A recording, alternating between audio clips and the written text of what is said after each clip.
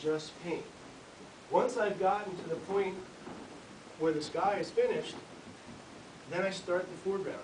It's very methodical, but it's the same long struggle through it.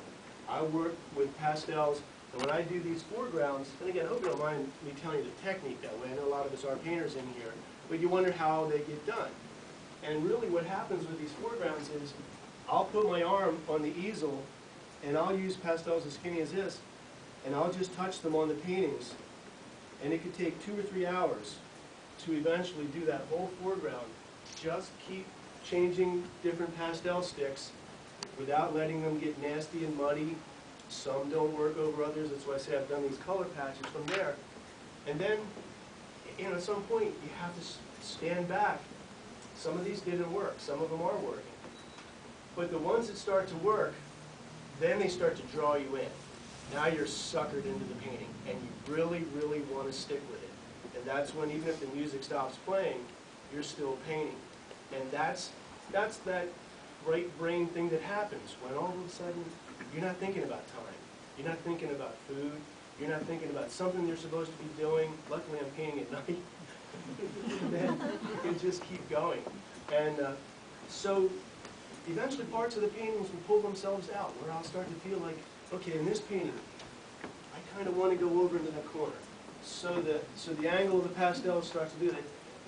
It's geometry. It's a physical relationship with the pastels and the board, versus the idea that I set out to paint a painting of a field or a small forest, where I will be more honest with what I'm trying to do. The scale will be correct.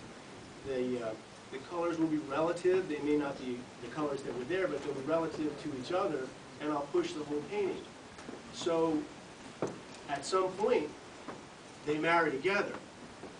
And for me, and for other artists who are working with the landscape, this whole idea of simplifying and creating a sense of light, a sense of space, and working with pretty dramatic colors, it's awful liberating.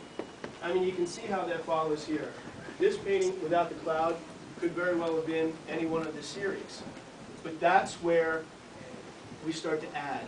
Maybe that's the method of subtraction, reducing right to the horizon, building back up, bringing the sun back in the painting. Well, the sun is such a dominant piece of subject matter, but yet, given the landscape, it's a pretty small thing. The cloud sits over that horizon really strongly. The back painting, these are actually all